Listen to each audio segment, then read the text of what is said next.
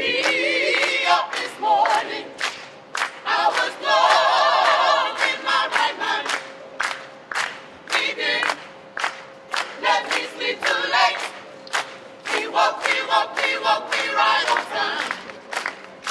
He woke me up this morning and started me on my way. And the Lord is blessing me right now. Oh, right now. The Lord is blessing me right now. The Lord is blessing me right now. The Lord is blessing me right now. The Lord is blessing me right now. The Lord is blessing me right now. Right now. Oh, right now. Blessing me right now. The Lord is blessing me right now. Right now. He is blessing me. The Lord is blessing me right now. Right now. He is blessing me. He woke me up this morning and started me on my way. And the Lord is blessing me right now. Oh, right now.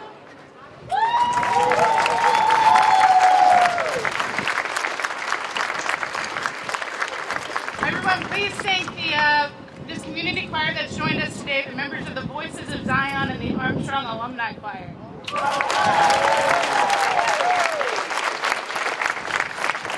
Thank you all for being here today. My name is Kelly Thomason. I've served as the Deputy Secretary of the Commonwealth for the past 2 years. Last week, Governor McAuliffe appointed me the new Secretary of the Commonwealth for Virginia.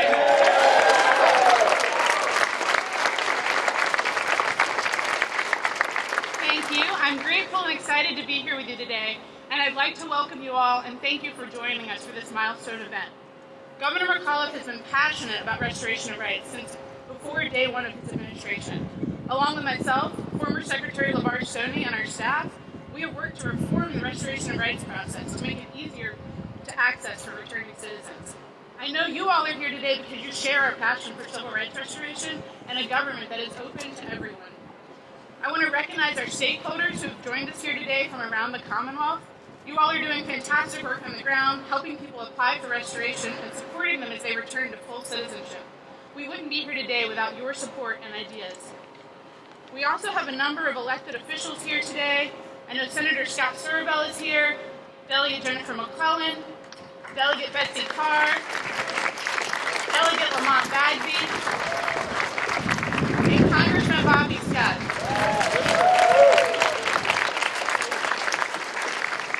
First up, I'd like to introduce Raja Johnson. Raja is a single mother raising 5 children here in the city of Richmond and pursuing a medical assistant associate degree. Governor McAuliffe restored Raja's rights in 2014 for a 1999 conviction. We're pleased to have her here today to share with you why she got her rights restored and what is meant to her. Please welcome Raja Johnson.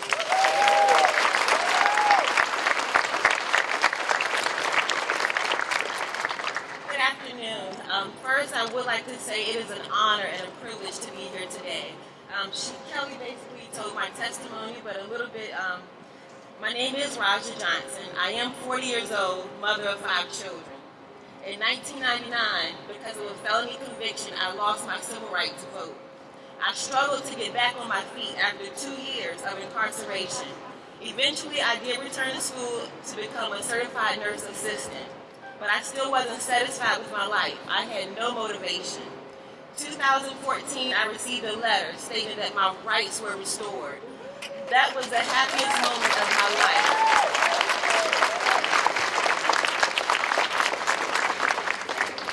It was at that moment I found my motivation to become who I am today, a future leader, 2 months away from graduating with an associate's degree as a certified medical assistant.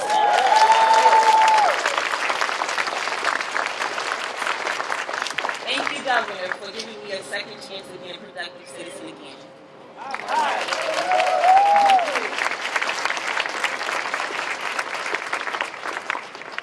All right. Next up, it's my pleasure to introduce former Secretary of the Commonwealth, Lavar Stoney. When Governor McAuliffe was elected, he wisely selected Lavar as the best person to fill this important role. Lavar has been a tireless advocate for the Commonwealth and all of her citizens, particularly those returning citizens who deserve a second chance. With Lavar's leadership, we have instituted a number of reforms, and we wouldn't be here without him today. Although he's moved on to pursue other opportunities and turned his focus to helping the good people of the city of Richmond, we are honored to have him here today to celebrate this milestone he's helped work towards. Please welcome Lavar Stoney.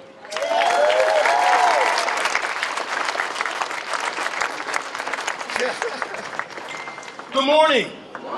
Isn't this a great day?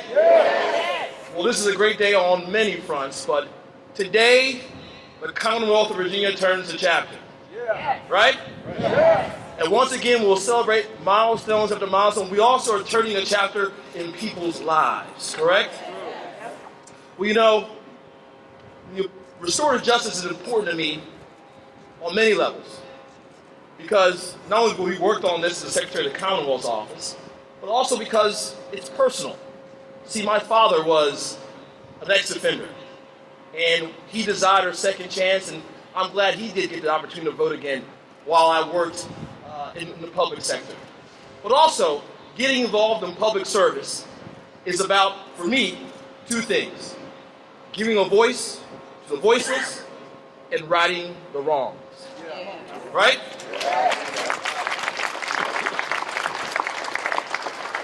Those wrongs, unfortunately, you can find those in the history of the Commonwealth of Virginia.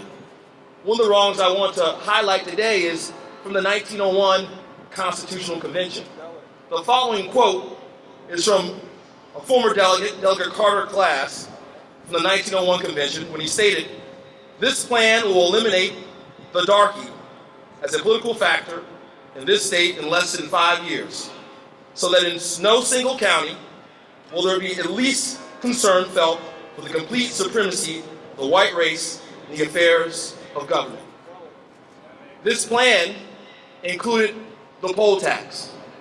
This plan included the literacy test. This plan included felon disenfranchisement. The last 2 years have been the most rewarding part of my life, because I've had an opportunity to work alongside a governor who believes in second chances.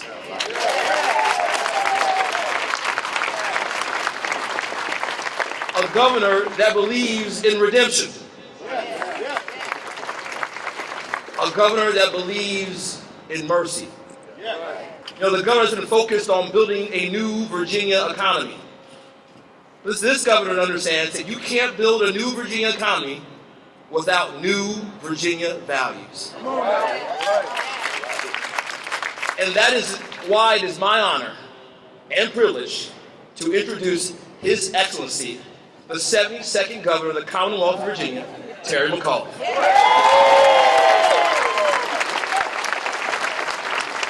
Thank you, Mr. Secretary. I don't know what Kelly's referring to, other things you're going into, but let me just say this. We are blessed here in the Commonwealth of Virginia to have had Lavar Stoney as our Secretary of the Commonwealth to help so many individuals. We are blessed, and we wish him well, whatever his future endeavors may be.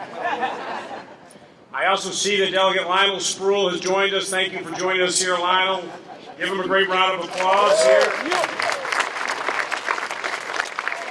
On behalf of Dorothy and myself, we want to welcome you here today. This is a very historic day for the Commonwealth of Virginia. On a rainy January 11th, 2014, as you all knew, I stood here on this Capitol Square, and I promised all of you that I would work tirelessly to ensure that all of our citizens have the opportunity for success in what we call the new Virginia economy. I also promised that our Commonwealth would never stand still on the road to greater equality for all of our people. That promise has driven every action that we have taken during this administration, from this year's record investment in education to nearly 155,000 new jobs that have been created. And that promise lies at the heart of my commitment to protect Virginians' right to vote. I believe that our Commonwealth cannot achieve its full potential until all men and women act on this fundamental right and participate in the decisions about their own children's education, about their taxes and every other aspect of their lives. Unfortunately, Virginia has had a long and sad history of actively suppressing the voices of many thousands of men and women at the ballot box. Not long after President Abraham Lincoln celebrated emancipation, with former slaves gathered not 20 yards from where I'm standing, Virginia initiated a campaign of intimidation, of corruption, of violence, aimed at separating African Americans from their constitutional right to vote. Those efforts culminated in the state constitutional convention that met at this Capitol in 1901 and 1902. Here in this very building, leaders crafted a constitution that advanced three pillars of voter suppression: a poll tax, literacy and knowledge tests, and broader restrictions on individuals with felony convictions. Of the 147,000 African Americans of voting age in 1900, only 21,000 were on voter registration lists by the end of 1902. In his classic study of Southern politics, political scientist V.O. Key noted that Virginia governors were chosen in primaries where only 6 to 8% of the voting age population showed up to vote. He wrote, by contrast, Mississippi is a hotbed of democracy. The 1965 Voting Rights Act assured that all Americans and all Virginians could exercise their right to vote in this great country. It ultimately led to the inauguration of our nation's first elected African-American governor, L. Douglas Wilder.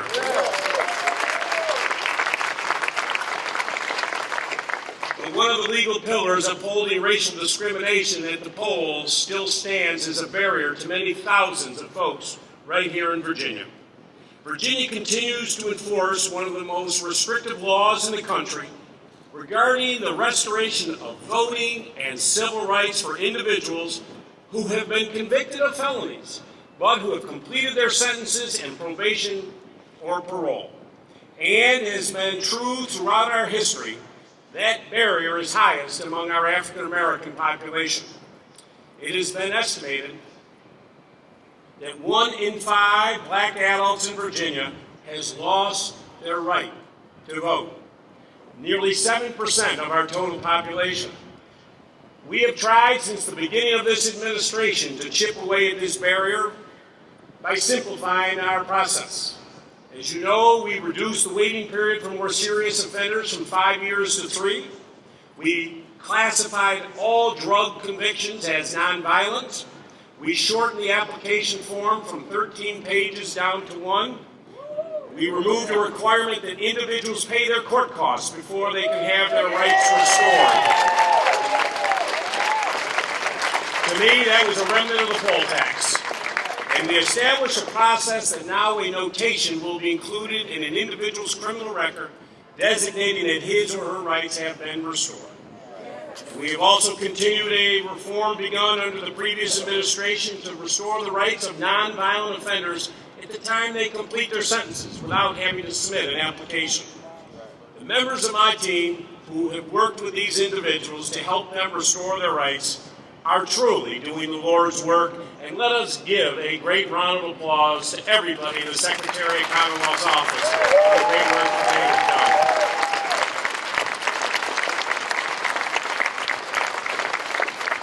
Today, I am proud to tell you that in a little more than 2 years, that we have restored the rights of more than 18,000 individuals,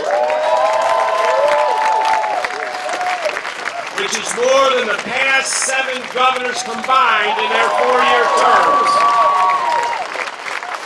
I am very proud of that accomplishment. But I'll be honest with you. I have struggled with the question of whether Virginia can fully embrace Lincoln's call at Gettysburg for a government of the people, by the people, and for the people, when we continue to cut out so many from their full citizenship. This is the essence of our democracy, and any effort To dilute that fundamental principle diminishes it, folks, for all of us. So, after much deliberation, I have arrived at the only logical answer to the question. I believe it is time to cast off Virginia's troubled history of injustice and embrace an honest, clean process for restoring the rights of these men and women. And so today, I will sign an order restoring the civil and voting rights of every single individual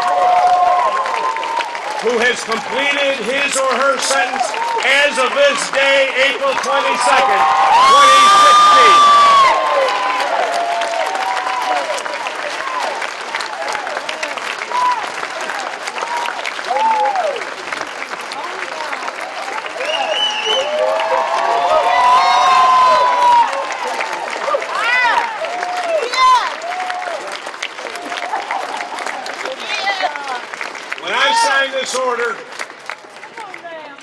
When I sign this order in a few minutes, let me be crystal clear. 206,000 Virginians will get their rights back to vote.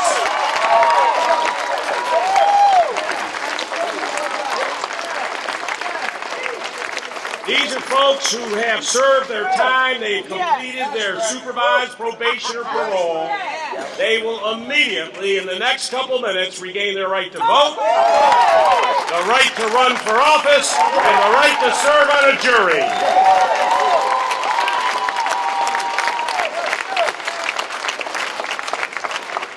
They will have the right now to play an active role in the future of the Commonwealth and their country that they call home.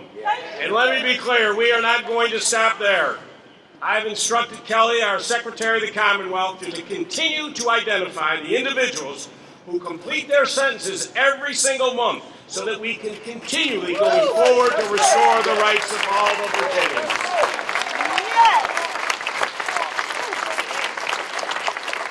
We will ensure that every Virginian with the freedom to live in our communities also has the right and the responsibility to participate in our democratic process.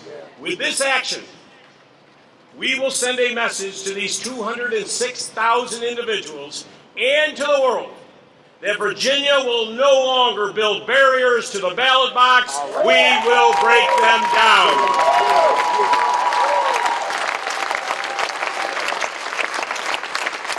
We will send a message that ours is a Commonwealth devoted to equal opportunity in our economy, our education system, and our elections. And we will send a strong message that Virginia is a place where people who make mistakes and serve their time are welcome back as full members of our society, not second-class citizens who have to jump through all these hoops.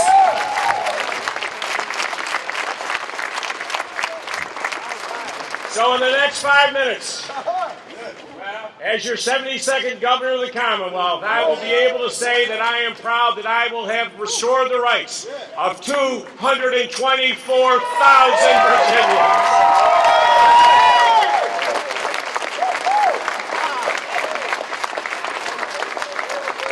Nearly 250,000 Virginians will now be able to go to that ballot box. Today is a day here in Virginia for celebration.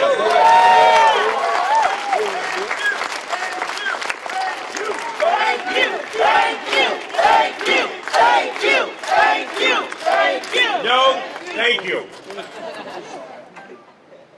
I told you when I ran for governor that this was important to me. And I think all Virginians have learned I do not back away from a challenge. I relish a good fight if it's the principles that we believe in. You helped get me here, and I will never forget you for that. But I want to be crystal clear. There may be some individuals who try and demagogue this issue and will make reckless accusations. Our action today does not pardon or change the sentence for any man or woman affected by this grant. These individuals have completed their sentences. They have atoned for their actions. They live, work, and raise families in communities all across the Commonwealth. And they will continue to contribute to our communities but they now will do it with the full rights of citizenship.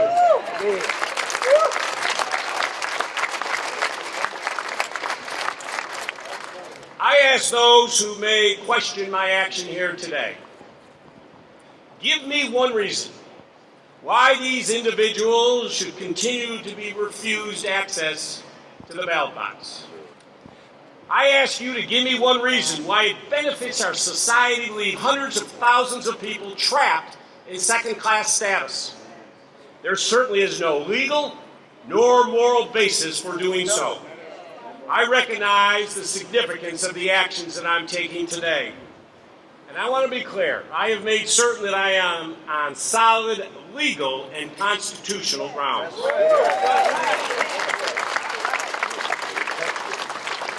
I have consulted with Attorney General Mark Herring and with the foremost constitutional authority in Virginia, Professor A.E. Dick Howard, who is here with us today, as you know, who led the most recent constitutional revision in 1971. And guess what he says? I have the authority to do this. I take this action today with the certainty that it is valid, that it is fair, and it is just. Now I would like to make one final point. This restoration is a first step toward access to the ballot for hundreds of thousands of Virginians. But folks, this is not the final step. These men and women must now register to vote.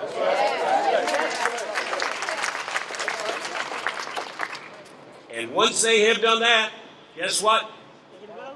They must actually show up and vote on election days. And I do believe that most of them will do so. Lavar and I have met with so many people whose rights we've restored. They immediately went out and registered to vote. I have personally restored the rights of a number of individuals who wept as they told me that they could now vote for the first time in their lives.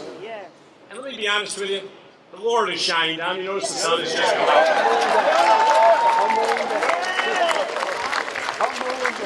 I think that happened when I started talking during my inauguration as well, but it's not, you know. And let me be clear, I have no idea how these men and women actually voted, but I do know that when they cast their ballot, they made an investment in their community where they lived, and they took another step away from a difficult past toward a much brighter future. At his first presidential inauguration, Thomas Jefferson said, "A jealous care of the right of election by the people, I deem one of the essential principles of our government. We benefit from a more just and accountable government when we put trust in all of our citizens to choose their leaders." It has taken Virginia many centuries, unfortunately, to learn this lesson. But today, we celebrate its truth, and we are proud today to welcome our fellow Virginians back to full citizenship here in our Commonwealth. Thank you very much.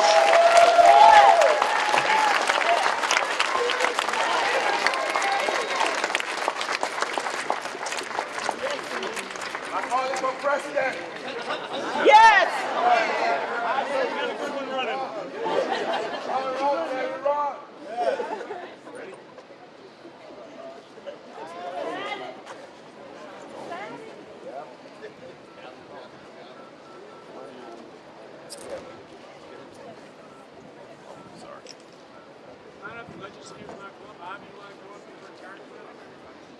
It's a historic day for Virginia.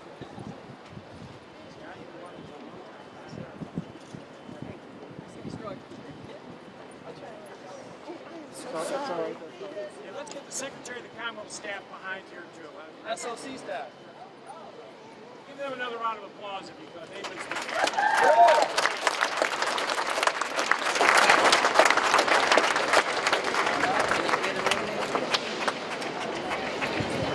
Are you ready?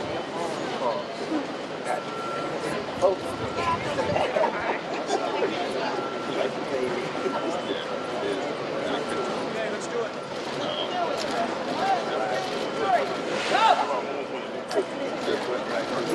Yes, sir. Got it in the background. All right, there it is. I got it.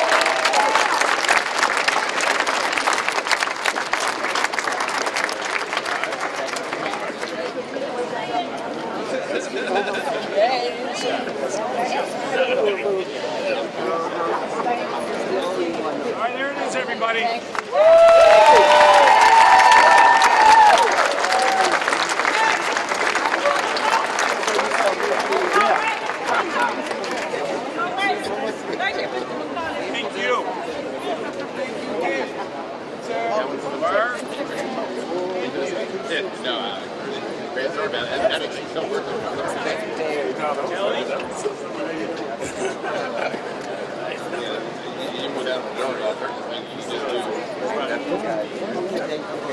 to be honest with you, when I sign all these, I give the pen to Tom. I get 4 today. Because to be honest with you, I'm actually the first time to keep one for myself.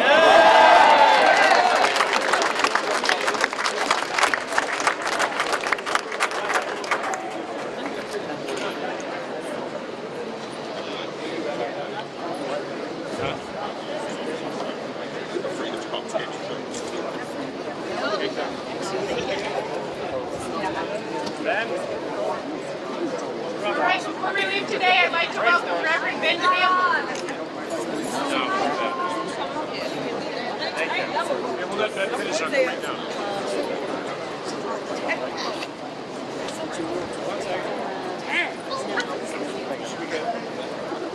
Before we leave today, I'd like to welcome Reverend Ben Campbell to leave us with some parting words. Dr. Campbell is founder of Richmond Hill, an ecumenical Christian fellowship and residential community which actively seeks reconciliation in Richmond. He was named Richmond's Peacemaker of the Year in 2013 by the Richmond Peace Education Center. Please welcome Reverend Ben Campbell.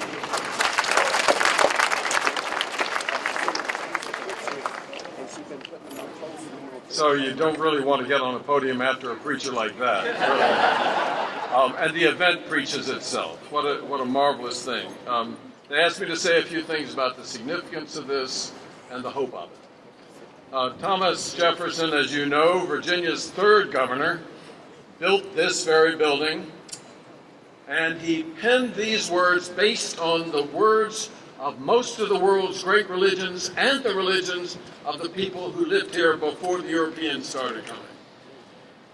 All men are created equal, he said, and the world was inspired by that. But he and our forebears did not practice what they preached. Their revolution for freedom was partial.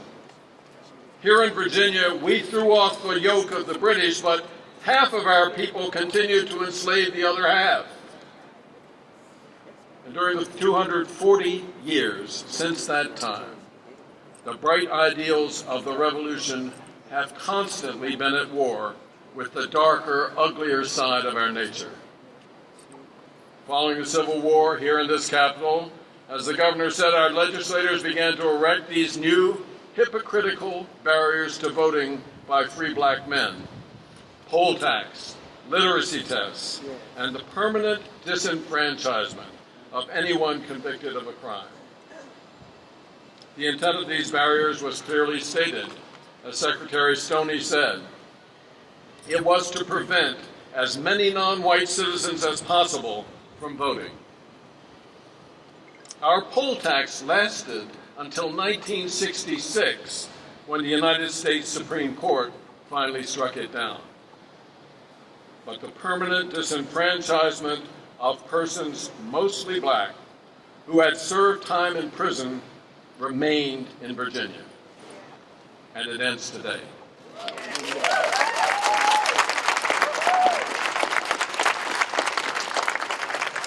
Thomas Jefferson gave us majestic words of equality, but not the practice of equality. Today, 240 years later, our 72nd governor, Thomas Jefferson was the third, has completed the task left undone. The last major barrier erected to restrict our electorate by race is gone. You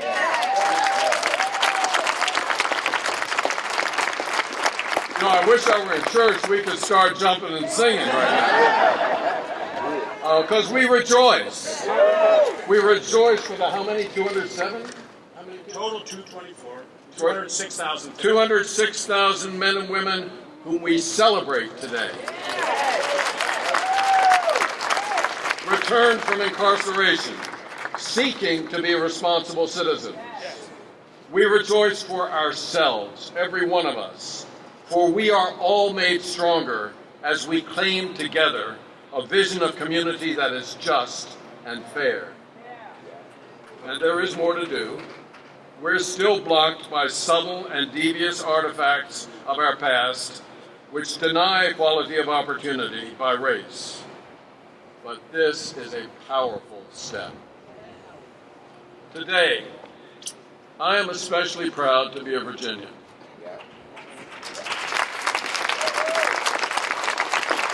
Not always said that in my life. Today, Virginia speaks with what I think is its own true voice. Nobody made us do this. No federal court, no union armies. Our governor has done this. We have done it ourselves. We have done it in the name of our brothers and sisters of every race and creed, and of our fathers and mothers who have long paid the price for freedom.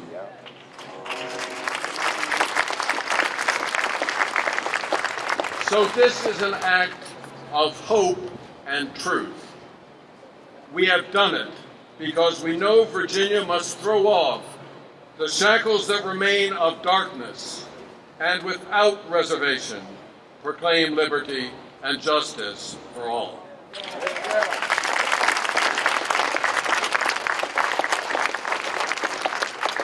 Thank God.